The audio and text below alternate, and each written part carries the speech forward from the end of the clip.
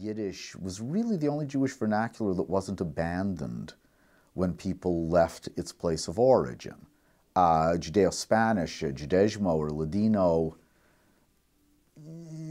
people took it with them, but they took it with them because they still thought of themselves as Spanish.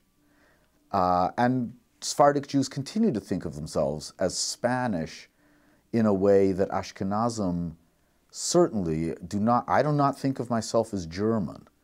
I was shocked. I had a part-time job, a summer job when I was in college, working for the Canadian government in an office. But they had this thing, if you or your parents hadn't been born in Canada, you had to bring in proof of citizenship or their citizenship and when they'd come in. It wasn't a big deal.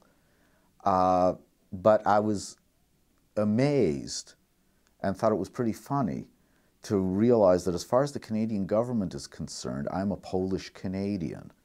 I had never in my life thought of myself as Polish.